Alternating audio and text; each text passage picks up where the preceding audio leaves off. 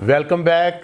आप देख रहे हैं कसरत की ज़िंदगी प्रोग्राम, और इसमें हमारे दरमियान खुदा के खादमीन जो हैं मौजूद हैं, और पास्टर हनूक नासरी साहब जो हमारे दरमियान हैं इस प्रोग्राम कसरत की ज़िंदगी में, ताकि वो खुदा की कलाम की बातों को पाम संडे के हवाले से देखने वाले नाज़रीन के दरमियान बयान कर सकें। बेहद मशकूर हूँ, बहुत ही काबिल एहतराम जनाब पादरी अदनान सैमुअल साहब, आली जनाब पादरी इकबाल बशीर साहब, आपने हमें यहाँ पर बुलाया।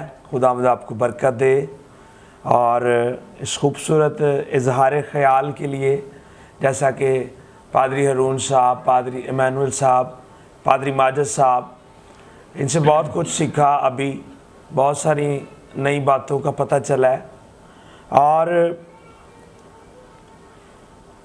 कुछ बातें हम मिलकर और जो है ना इसी बात को आगे बढ़ाएंगे, जिस तरह यूहन्ना की अंजील के अंदर खुदा के खादम ने पढ़ा है। दूसरे दिन बहुत से लोग जो ईद में आए थे, ये सुनकर कि यीशु यरूशलेम में आता है, ये सुनकर जो है वो उस इस्तकबाल के लिए कि यीशु इस ईद के मौका पर जो है वो यरूशलेम में आता है। खुदा के कलाम के अंदर लिखा है कि जिस तरह खुदावंद यीशु मसीह का शाहाना अंदाज के साथ इस्तकबाल किया गया, खुदा का कलाम फरमाता है कि वो इन बातों से और इस्तकबाल से वो लोग जो ईद के मौका पर आए थे, उन्होंने इस बात को तस्लीम किया कि खुदावंद यीशु मसीह वाकई ही बादशाह है। और आपको पता है कि बादशाह बनने के लिए, अगर दुनिया की बात की जाए तो बादशाह बनने के लिए पादरी अदनान साहब पॉलिटिशियन ज्वाइन करनी पड़ती है, और लोगों से कुछ गलत सुनना पड़ता है, कुछ गलत कहना पड़ता है, लोगों की बहुत सारी तनकीदें बर्दाश्त करनी पड़ती हैं। यीशु मसीह पर भी तनकीदें हुई। और इस्तकबाल की बात करूंगा कि उन्होंने ऐसे ही इस्तकबाल किया जैसे एक बादशाह का इस्तकबाल किया जाता है। आमीन आमीन। और यीशु मसीह बादशाह ये नहीं है कि वो उस वक्त बादशाह बने। खुदा का कलाम फरमाता है जब वो पैदा ही हुआ, वो बच्चा ही था, तो उसको लोग बादशाह कहते हुए, ढूंढते हुए उस जगह पर तशरीफ लेके आए। आमीन आमीन। और बादशाह की आमद जो है, उसकी आमद पर लोग खजूरों की डालियां, जिस तरह खुदा के खुदाम जो है वो फरमा रहे हैं कि खजूरों की डालियां, खुदा के कलाम के अंदर लिखा है कि जब उन्होंने खजूरों की डालियां लहराई तो बहुत सारे कपड़े जो साफ और शफाफ थे, में भी ये कलाम के अंदर तो नहीं लिखा कि वो बिल्कुल नए थे, लेकिन मेरा ईमान है उन्होंने वो कपड़े बिछाए वहां पर जो उन्होंने इस्तेमाल नहीं किए, या वो बहुत खूबसूरत कपड़े थे। और जाहिर है उन्होंने बादशाह के बारे में सुना था। तो आपको पता है जब हम किसी सेलिब्रिटी से के साथ कोई तस्वीर बनाते हैं या उसके साथ मुलाकात होती है, तो हमारी कोशिश होती है कि हमारा सूट बूट, हमारी शर्ट, हमारी टाई बहुत ही खूबसूरत होनी चाहिए ताकि हम बादशाह को पसंद आए। और वहां पर भी कुछ ऐसा ही है, लोगों ने अपने आप को खूबसूरत तरीके से बनाकर बादशाह के सामने पेश किया और उसमें एडिशन किया खजूरों की डालियां का। जो खजूरों की डालियां हैं, खुदा के कलाम में लिखा है कि बहुत सारे हवाला जात इसमें मिलते हैं, और कुछ हवाला जात में सलीबी जंगों का जिक्र भी मिलता है। और उन सलीबी जंगों में जब वो मुजाहिदीन, वो सलीबी जंगें लड़ने वाले जब फतह मंदी के साथ वापस आते थे तो सबूत के तौर पर ऐसे ही खजूरों की डालियां वो अपने हाथ में लहराते हुए वापस आते थे। ये इस चीज का सबूत है कि हम फतह याबी के साथ वापस लौटे हैं। आमीन आमीन। और खजूर की डाली जो है ना, इसमें खूबसूरत बात एक और भी है, जिस तरह पास्टर माजिद ने बताया, इसमें लचक बड़ी है और ये करख्त भी बहुत है। ये जितनी गर्मी, जितनी सर्दी खजूर की डाली या खजूर का दरख्त बर्दाश्त कर सकता है, उतनी सर्दी, उतनी गर्मी कोई भी दरख्त जो है वो बर्दाश्त नहीं कर सकता। ये वह दरख्त है, ये अगर इसको काट के भी फेंक दिया जाए तो इसको सूखने में बहुत टाइम लगता है। आमीन आमीन। और जिस तरह इन डालियों के बारे में खुदा के खादमों से हमने सीखा है कि ये लचकदार होती हैं, और आपको पता है खजूर का दरख्त बहुत ही कद्दावर होता है और बहुत मजबूत होता है, और ये जितना भी ऊंचा हो जाए इसकी डाली का रुख जो है वो हमेशा जमीन की तरफ होता है, हमेशा झुका होता है। और ये अगर हम इस पर गौर करें, ये यीशु मसीह को भी जाहिर करता है। वो एक शायर पंजाबी में कहता है कि सदा झुकियां रुखां नूं फल लगदा, जड़ा झुकदा नहीं हो टुट जांदा। सो मेरा तो थॉट, मेरी सोच ये है कि खजूरों की डालियां इसीलिए इस्तेमाल की गई कि उनमें लचक होती है। जिस तरह खुदा के खुदाम बहुत सारी बातों को आज भी बर्दाश्त करते हैं, उस तरह खुदावंद यीशु मसीह ने, जो इब्ने आदम भी था, उसने भी इन सारी बातों को बर्दाश्त किया। आमीन आमीन। मेरा ईमान है आपने इन बातों के वसीला से बरकत पाई। और लिखा है लोगों ने होशाना के नारे भी लगाए, और पता है उस ईद के मौका पर लोग प्रस्तुत करने आते थे, लोग हमदो सना करने आते थे, और उसी हमदो सना का हिस्सा ये नारा भी बनता था कि होशना होशना, खुदावंद के लिए होशना। आमीन। मैं ईमान रखता हूं हम तमाम खुदाम के वसीला से आप देखने वालों ने बरकत पाई है। और आखिर में एक बार फिर इस सारे अबंडेंट लाइफ टीवी का, पास्टर अदनान सैमुअल, पादरी इकबाल बशीर और आपकी सारी टीम का मैं तहे दिल से शुक्रगुजार हूं। खुदावंद आपको बरकत दे और आपको पाम संडे बहुत मुबारक हो। God bless you. जी, बहुत खूबसूरत खुदा का कलाम पास्टर हनूक नासरी साहब ने बयान किया। हम इनके लिए क्लैपिंग करेंगे साहब। बहुत अच्छे पास्टर। और भाई साहब, आपने एक अच्छा पॉइंट जो है वो चुना, वो बादशाह को आपने बयान किया है।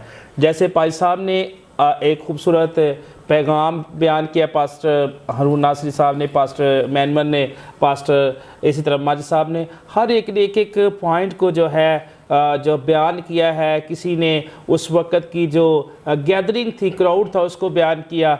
और आपने बादशाह, बतौर बादशाह, वाकई यीशु मसीह जब पैदा हुए तो आसमान पर एक सितारा जो इस बात की गवाही दे रहा था कि ज़मीन पर एक ऐसा बादशाह पैदा हुआ है जो बादशाहों का बादशाह है। हालेलुया। इस बात के लिए भी हम खुदावंद की शुक्रगुजारी करते हैं।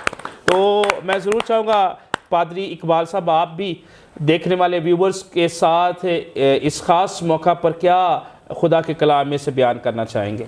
जी भाई साहब, शुक्रिया। और जितने खुदा के खादमीन हैं, और उन्होंने बड़े खूबसूरत अंदाज के साथ खुदा की बातों को खुदा के कलाम के वसीला से बयान किया, और ये हम सब के लिए नसीहत और बरकत का बाइस है। मैं शुक्र अदा करता हूँ तमाम खादमीन का कि खुदा आप सबको बरकत दे, और खुदा ने इस रुए ज़मीन पर आपको चुना है ताकि आप खुदा की खिदमत को सरअंजाम दे सकें और खुदा के कलाम की मनादी भी कर सकें। आज पाम संडे यानी खजूरों के इतवार का दिन है, और हम इस दिन के मतलब जब कलाम मुक़द्दस में देखते हैं तो हमारे खुदावंद यीशु मसीह ने दुख सहने से पहले 3 बार अपने शागिर्दों को इस बात के मतलब बावर किया बताया कि मैं यरूशलेम जाऊंगा। और जब मैं यरूशलेम जाऊंगा तो कलाम मुक़द्दस में बड़ी खूबसूरत बात खुदा के कलाम में लिखी है कि खुदावंद यीशु अल मसीह ने इसके मुतल्लिक बयान भी किया।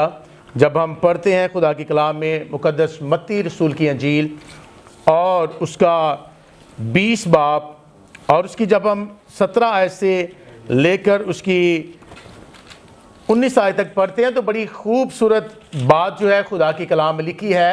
और खुदावंद यीशु अल मसीह ने अपना यरूशलेम जाने का मकसद भी बयान किया कि जब मैं जाऊंगा और मेरे साथ क्या क्या होगा। और कलाम मुक़द्दस में लिखा है, और यरूशलेम जाते हुए यीशु 12 शागिर्दों को अलग ले गया और राह में उनसे कहा, देखो हम यरूशलेम को जाते हैं और इब्ने आदम सरदार कहनों और फकियों के हवाले किया जाएगा और वो उसको कत्ल का हुक्म देंगे और उसे गैर कौमों के हवाले करेंगे ताकि उसे ठट्ठों में उड़ाएं और कोड़े मारें और मसलूफ करें और वो 30 दिन जिंदा किया जाएगा। खुदा के कलाम के पढ़े उसके सुर जाने पर खुदा की बरकत हो। मेरे चीज़ों, हम इस मकसद पर गौर करें आज कि खुदावंद यीशु अल मसीह ने यरूशलेम जाने से पहले बारहा अपने शागिर्दों को इस बात के मुतालिक बता दिया कि मेरा जब मैं यरूशलेम जाऊंगा तो लोग मेरे साथ क्या करेंगे। मुझे सरदार कहन जो हैं, फकी जो हैं, वो मुझे अपने कब्जे में ले लेंगे, वो मुझे कत्ल करेंगे, लेकिन मैं 30 दिन मुर्दों में से जी उठूंगा। और मेरे चीज़ों, जब हम कलाम मुक़द्दस में देखते हैं तो खुदा के कलाम में इस बात के मुतालिक बयान किया गया है कि जब हमारे मुनज्जी खुदावंद यरूशलेम की तरफ रुख करते हैं तो उस गांव में यरूशलेम से दाखिल होने से पहले वो अपने शागिर्दों को भेजते हैं कि सामने के गांव में जाओ, और जब तुम उस गांव में जाओगे तो तुम्हें एक गधी का बच्चा बंधा हुआ तुम पाओगे और उस बच्चे को खोलकर ले आओ। अगर तुमसे कोई कहे, मना करे, अगर उसका मालिक या और दीगर लोग तुम्हें मना करें तो उनसे कहना कि खुदावंद को इसकी जरूरत है। क्यों खुदावंद ने गधी के बच्चे को लाने के मुतालिक अपने शागिर्दों को कहा? और कलाम मुक़द्दस में लिखा है कि जैसा खुदा ने उन्हें कहा शागिर्दों ने वैसा ही किया। जब लोगों ने मना किया और उन्होंने जब कहा कि खुदावंद को इसकी ज़रूरत है तो उन्होंने फिर उससे मना नहीं किया और उस गधी के बच्चे को जाने के मुतालिक उन्हें ले जाने के मुतालिक दे दिया। इस बात को पर अब गौर कीजिए कि जब कोई भी बादशाह किसी मुल्क में जंग का पैगाम लेने के लिए जाता था, जंग का पैगाम भेजता था तो वो घोड़े पर जाता था और लोग जो घोड़े पर जाते थे तो समझ जाते थे कि ये जंग का पैगाम है। और लेकिन हमारे खुदावंद यीशु मसीह ने क्यों गधे को चुना? क्योंकि जब गधे पर बैठकर कोई किसी मुल्क में जाया करता था तो वो सुलह का पैगाम लेकर जाया करता था कि मैं सुलह का पैगाम जो है वो दूसरों के मुल्क में लेकर जा रहा हूं। तो हमारे मुनज्जी खुदावंद ने भी, क्योंकि वो सुलह और सलामती का शहजादा है, अमन का बानी है, वो तो कामल करने वाला खुदा है। और कलाम मुक़द्दस में बयान किया गया है कि वो बादशाहों का बादशाह है। उसने घोड़े का इस्तेमाल नहीं किया बल्कि गधे के बच्चे को। और जब आप कलाम मुक़द्दस में पढ़ते हैं कि उस गधे के बच्चे पर, जो जवान गधे का बच्चा था और कोई आदमी सवार उस पर नहीं हुआ था, कोई भी आदमी अभी तक उस गधे के बच्चे पर बैठा ना था और वो जवान था, यानी वजन वो उठा सकता था। और जब उसे लाया जाता है तो खुदावंद यीशु अल मसीह को उस गधे के बच्चे पर बैठा दिया जाता है। उस पर बैठकर हमारे मुनज्जी खुदावंद, हमारे बादशाह यरूशलेम की तरफ सफ़र करते हैं और लोगों ने खुदावंद यीशु मसीह का आला इस्तकबाल किया। खेतों में बालियाँ तोड़ कर उन्होंने रास्ते में बचा दी। खुदा के खादमीन ने पहले भी आपको बताया कि अपने कपड़े जो हैं भी रास्ते में बिछा दिए। मैं एक बात आपसे ये कहना चाहता हूँ कि आज के दौर में हमारे पास बड़े कपड़े हैं। एक मंथ में या एक साल में हम कम से कम 5 से 10 नए सूट खरीदते हैं। लेकिन उस दौर में कपड़े की बड़ी किल्लत थी। अगर किसी के पास एक जोड़ा कपड़े का होता था तो वो सालों साल वो जोड़ा जो है वो कपड़े का इस्तेमाल करता था। लेकिन लोगों की ये मोहब्बत और अकीदत देखें कि खुदावंद यीशु के आने पर उन्होंने क्या किया कि अगर तन पर एक कपड़ा ही था, उनके घर में एक कपड़ा ही नहीं था, तो उन्होंने क्या किया, रास्ते में बिछा दिया और खेतों में से बालियां तोड़ तोड़ कर रास्ते में बिछाई। आमीन। हाथों में खजूर की डालियां ली, फतह का नारा लगाते और कहते थे मुबारक है वो जो खुदावंद के नाम से आता है। इस बात पर बड़ा गौर कीजिए मेरे अज़ीज़ों कि जब खुदावंद यीशु अल मसीह यरूशलेम में आते हैं तो लोग रूमी हुकूमत से बड़े तंग थे, बड़े परेशान थे कि क्योंकि रूमी हुकूमत जो है उन लोगों को बड़ा तंग करती थी। उस वक़्त जो हाकिम वक़्त था वो रूम था और उस वक़्त की जो राया थी वो यहूदी थी। जी बिल्कुल पासा। और देखते हैं हम कि लोग बड़े तंग थे, बड़े परेशान थे और वो एक बादशाह चाहते थे जो उन्हें रूमी हुकूमत से आज़ाद कर सके। और जब उन्होंने यीशु के मतलब सुना था कि खुदावंद यीशु अल मसीह जो है वो बादशाह के बादशाह हैं, बड़े बड़े काम करते हैं, और बहुत सारे लोगों ने यीशु के मतलब सुना था, बहुत सारे लोगों ने यीशु को देखा भी था और बहुत सारे लोग यीशु को देखना भी चाहते थे, उसके कामों से वाकिफ भी थे, उसके मौज़ात को जो किए थे उन्हें देखते हुए जिन्होंने देखा नहीं था वो बड़ी भीड़ जमा हो जाती है। और कलाम मुक़द्दस में लिखा है कि कुछ यीशु के आगे थे और कुछ यीशु के पीछे थे, आगे पीछे से, और वो नारे लगाते थे कि होशना मुबारक है वो जो खुदावंद के नाम पर आता है। उन्होंने नारे लगाए। लेकिन आज के दिन मेरे अज़ीज़ों जब यीशु मसीह हमारे मालिक खुदावंद यीशु यरूशलेम में जाते हैं तो आज के दिन एक बात भी खुदावंद यीशु अल मसीह ने यहूदियों से और फकीयों से कही, क्योंकि जब उन्होंने देखा यीशु को आते तो वो लोगों को मना करते थे कि लोगों को चुप करा दो, क्योंकि वो नारे मार रहे थे, बुलंद पुकार रहे थे कि होशना जो मुबारक है वो जो खुदावंद के नाम से आता है, मना कर रहे थे। लेकिन हमारे प्यारे यीशु ने आज उन फकीयों को, उन यहूदियों से कहा अगर ये चुप हो जाएंगे तो पत्थर चला उठेंगे, पत्थर चला उठेंगे। पत्थर ही खुदा की हमद और खुदा की तारीफ और उसे अपना बादशाह, हकीकी बादशाह मानने थे और चलाना शुरू कर देंगे। और आज के दिन एक और वाकया हुआ कि आज के दिन खुदावंद यीशु अल मसीह हैकल में भी जाते हैं और लोगों ने हैकल को डाकुओं की खो बना रखा था। मेरे अज़ीज़ों जितने भी आज अबंडेंट लाइट टीवी के वसीला से, कसरत की ज़िंदगी के प्रोग्राम के वसीला से खुदा का कलाम सुन रहे हैं, इस बात से को जाने कि आज के दिन खुदावंद यीशु मसीह जब यरूशलेम में हैकल में जाते हैं तो लोगों ने वहाँ उस हैकल को मंडी बना रखा था, खरीदो फरोख्त हो रही थी। लेकिन खुदावंद यीशु को वहाँ हैकल पर गए और वहाँ गुस्सा भी आया और गुस्सा आकर क्या किया, पटका लिया और लोगों को निकालना शुरू कर दिया। जो हैकल को जिन्होंने डाकों की को बना रखा था, मंडी बना रखा था, हमारे खुदावंद को गुस्सा आया आज के दिन और उन तमाम जो कबूतर फरोश थे, बाकी जो लोग थे, उन सबको निकाल दिया और इस बात को बयान किया कि लिखा है कि मेरा घर खुदा का घर दुआ का घर है, लेकिन तुमने इसे डाकों की खो बना रखा है। मेरे अज़ीज़ों उन सबको निकाल दिया। आज यरूशलेम में का दिन जो है यीशु के आने का हम बड़े जोश के साथ मनाते हैं। आज हमें अपनी ज़िंदगी पर गौर करने की ज़रूरत है, क्या हम अपने दिल की हैकल में अपने यीशु को जगह देते हैं? आज यीशु को हम जब होशना के नारे लगाते हैं तो क्या उस तरह हम अपने खुदावंद यीशु को कबूल करते हैं? क्या आज खुदा की हैकल जो है, खुदा के घर जो हैं खुदा के लोगों से भरे हैं?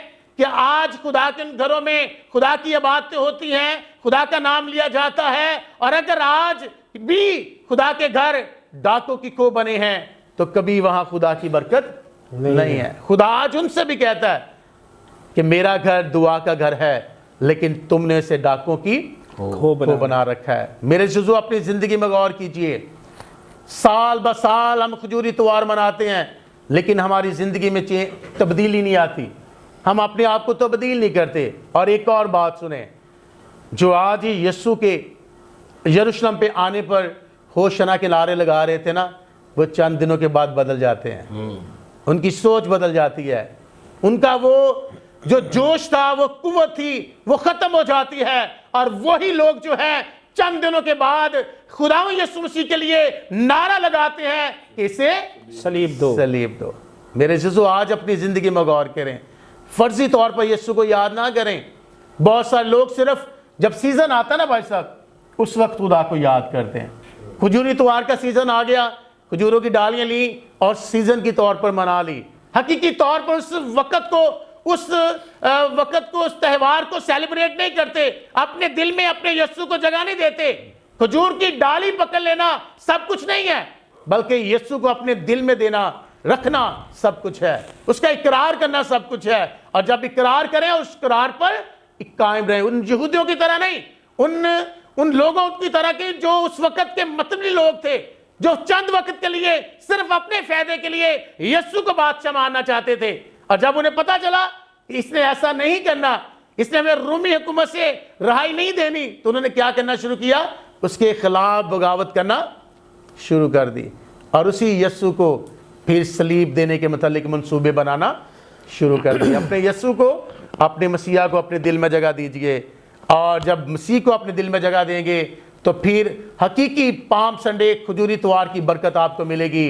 और अगर नहीं कबूल करेंगे तो कभी ये बरकत आपको मिल नहीं सकती। खजूरी त्योहार जो खुदा ने आपकी ज़िंदगी में बख्शा है, खुदा आप सबको इस त्यौहार की बड़ी बरकत दे। आज के दिन की जो अहमियत है उसे आप भी उस पर गौर कीजिए कि यीशु के आने का क्या मकसद है, हैकल में जाने का क्या मकसद है, हमें रूहानी तौर पर बरकत देने का क्या मकसद है, और आज हमें किस तरह अपने खुदावंद यीशु के पास आने की ज़रूरत है। और मिलकर आज होशना के नारे लगाने की भी ज़रूरत है। एक बात मैं पास्टर साहब आपसे कहना चाहता हूँ, तमाम खादमीन से, कि जब पाम संडे का दिन आता है ना, उससे पहले बड़ी तैयारियां होती हैं। आपने देखा होगा अक्सर बहुत सारी कलीसिया में खुदा के खादमीन का बड़ा इस्तकबाल किया जाता है। अगर आज, क्योंकि खुदा के खादमीन जिन्हें खुदा ने भेजा है, और कलाम मुकद्दस में लिखा है कि जो मेरे भेजे हुए की इज्जत करता है उसे कबूल करता है, वो मुझे कबूल करता है। अगर आज आप खुदा के खादमीन की जिन्हें खुदा ने मुकर्रर किया, जिन्हें खुदा ने खिदमत के लिए चुना है, आपका फर्ज बनता है कि जिस तरह उस वक्त के लोगों ने खुदावंद यीशु का इस्तकबाल किया, आज आपके लिए लाजिम है कि आप अपने उन खादमीन को जिन्हें खुदा ने भेजा है उनका इस्तकबाल करें। मैंने बहुत सारे कलीसिया को देखा है कि वो खुदा के खादमीन के लिए फूलों के गुलदस्ते लाते हैं। बहुत सारे कलीसिया जो है वो खुदा के खादमों के लिए हार लेकर आते हैं। बहुत सी कलीसिया जो है वो खुदा के खादमों को मेरे जज़ो गधे पर भी बिठा कर लाते हैं, ढोल के साथ, बड़ी चीज़ों के साथ इस्तकबाल करते हैं। इस बात को याद रखें, इसके साथ साथ खादमों की हकीकी तौर पर इज्जत भी कीजिए, हकीकी तौर पर इज्जत कीजिए, ताकि खुदा आपसे खुश हो और आपको बरकत भी दे सके। मेरी तरफ से और मेरे ख़ानदान की तरफ से और मेरे चर्च न्यू अपोस्टोलिक चर्च की तरफ से, अबंडल लाइफ टीवी की तरफ से आप सबको पाम संडे खजूरी त्योहार बहुत बहुत मुबारक हो।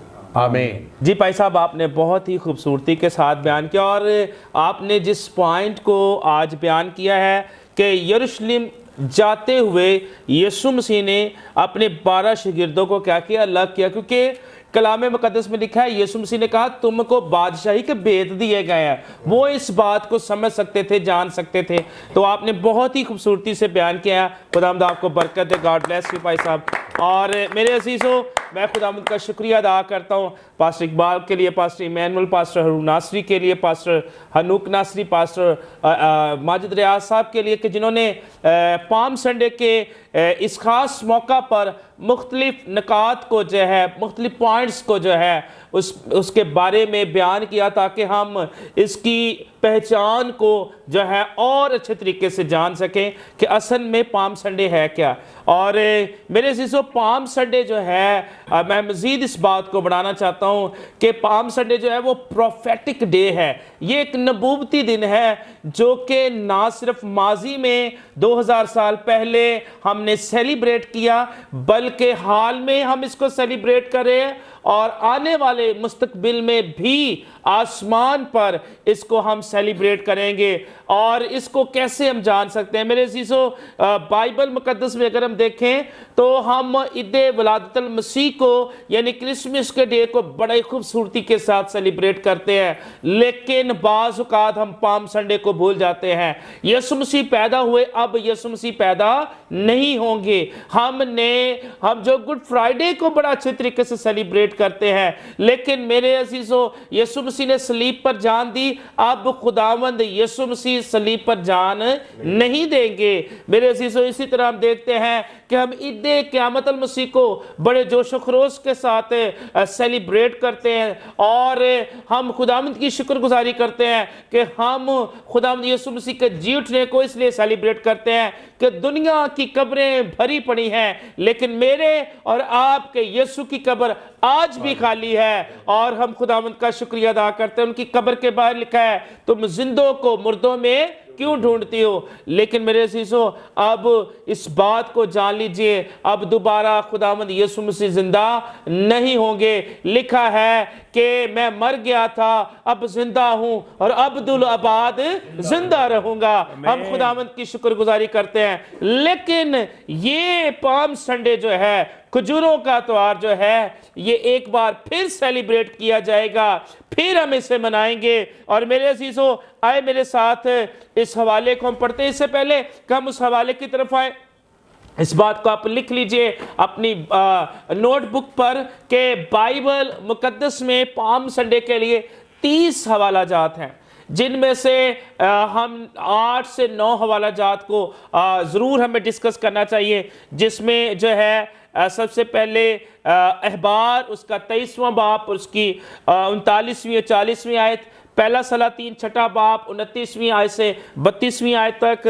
फिर ज़िक्रिया का जो ये एक नबूवती पैगाम था जो कि चारों अनाजील में इसको बयान किया गया है। और मेरे अज़ीज़ों, यीशु मसीह का यरूशलेम में शाहाना तौर पर दाखिल होना ये एक नबूवत की तकमील है, कंप्लीशन है कि मेरे खुदावंद यीशु मसीह ने जो पहले उनकी आमद के लिए नबूवतें की गई थी वो जैसे पूरी हुई हैं, इसका भी पूरा होना ज़रूर था। इसलिए भी वो यरूशलेम में शाहाना तौर पर दाखिल हुए। और ये चारों अनाजील में, और एक और बात आपको बता रहा हूं, बहुत सारे वाकयात हमें चारों अनाजील में नहीं मिलते, लेकिन ये ऐसा वाकया है जो कि मत्ती की इंजील, पहले ज़िक्रिया का आप हवाला नोट कर लें, ज़िक्रिया 9 बाप 9वीं आयत, और इसके बाद मत्ती की इंजील 21वां बाप पहली 11 आयत, मरकस की इंजील 11वां बाप उसकी पहली 10 आयत, लुका की इंजील 19वां बाप 28वीं आयत से लेकर 44वीं आयत तक,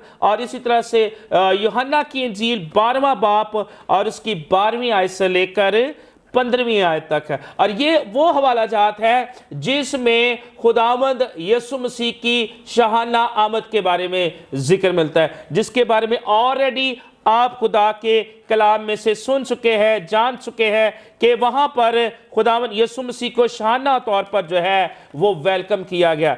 एक और बात जो मैं आज आपके साथ बयान करना चाहता हूं, और इससे पहले कि मैं उस हवाला को पढ़ूं, जब बाइबल मुकद्दस को हम देखते हैं तो पैदाइश मुकाशफा जो है उसका जो 7वां बाप और उसकी 9वीं आयत में अगर देखें तो यहाँ पर लिखा है, इन बातों के बाद जो मैंने निगाह की तो क्या देखता हूं कि हर एक कौम और कबीला और उम्मत और अहले जुबान की एक ऐसी बड़ी भीड़ जिसे कोई शुमार नहीं कर सकता, सफेद जामे पहने और खजूर की डालियां अपने हाथों में लिए हुए तख्त और बर्रा के आगे खड़ी हैं और बड़ी आवाज से चिल्ला चिल्लाकर कहती हैं कि निजात हमारे खुदा की तरफ से है जो तख्त पर बैठा है और बर्रा की तरफ से है। मेरे अज़ीज़ों, यहाँ पर एक और बात पूरी होती है जो यूहन्ना अपनी अंजील मुबारका में 3 बाब की 16वीं आयत में कहता है कि खुदा ने दुनिया से ऐसी मोहब्बत की कि उसने अपना इकलौता बेटा बख्श दिया ताकि जो कोई इस पर ईमान लाए हलाक ना हो बल्कि हमेशा की जिंदगी पाए। आज हम अपने अपने चर्चिस में, अपनी अपनी कलीसियाओं में जो है पाम संडे को सेलिब्रेट करते हैं। कहीं 2000 तादाद है, कहीं 5000 तादाद है, लेकिन यहां पर जो यूहन्ना आरिफ कहता है कि उन बातों के बाद जो मैंने निगाह की तो क्या देता हूं कि हर एक कौम, यीशु मसीह किसी खास कौम के लिए, खास कबीला के लिए, खास उम्मत के लिए नहीं आए बल्कि सारी कौमों के लिए आए। लिखा है हर एक कौम और कबीला और उम्मत और अहले जुबान की एक ऐसी बड़ी भीड़ जिसे कोई शुमार नहीं कर सकता। और मेरे अजीजों, वाकई उस वक़्त वो लोग होंगे जो यीशु मसीह के लहू से धुले, यहाँ लिखा है सफ़ेद जामे पहने, जिनकी जिंदगियां मसीह के लहू से धुली होंगी, पाक और साफ होंगे और खुदावंद उनके तमाम गुनाहों को माफ करेगा। लिखा है वो क्या करें? खजूर की डालियों को अपने हाथ में लिए हुए, खजूर की डालियों को ना सिर्फ हम जमीन पर लिए हुए उसको मुबारक कहेंगे, आलमे बाला पर होशना कहेंगे, बल्कि आसमान पर भी हम इस प्रैक्टिस को करेंगे। जरूर है इस प्रैक्टिस को जमीन पर पहले कीजिए। अगर आपने अभी तक आप अपनी जिंदगी में पाम संडे को सेलिब्रेट नहीं किया, वी वेलकम यू। आप अगर साहिवाल से हैं ज़रूर हमारी चर्च को, या जितने सबान उनके चर्चिस को ज्वाइन कर सकते हैं, या अगर आप किसी भी और शहर से हैं ज़रूर अपने अपने चर्च में जाकर पाम संडे को सेलिब्रेट कीजिए। ये एक ऐसी प्रैक्टिस है जो हमने आसमान पर भी करनी है। और उसके तख्त के सामने लिखा है खजूर की डालियां अपने हाथ में लिए हुए तख्त और बर्रा के आगे खड़ी है। हमने जो है किसके तख्त के सामने खड़ा ना? बर्रा के तख्त के आगे, और बड़ी आवाज से चिल्ला चिल्ला कर कहती है कि निजात हमारे खुदा की तरफ से है, यानी यीशु मसीह ही निजात देंदा है। और इसलिए लूका अपनी अंजील मुकद्दसा में लिखता है इब्ने आदम खोए हुओं को ढूंढने और निजात देने आया है। और लिखा है जो तख्त पर बैठा है, और यानी कि मेरा और आपका मसीह, और बर्रे की तरफ से जो तख्त पर बैठा है और वो बर्रा है। इसलिए यूहन्ना बपतिस्मा देने वाला कहता है देखो ये है खुदा का बरा जो जहां के गुनाह उठा लिए जाता है। मेरे अजीजों, इससे पहले कि इस्राइल जो है वो माजरे वजूद में आता, और अगर हम देखें तो जब भी वो ईद को सेलिब्रेट करते थे तो अपने अपने घरों में इस अकीदत के साथ उसको सेलिब्रेट करते थे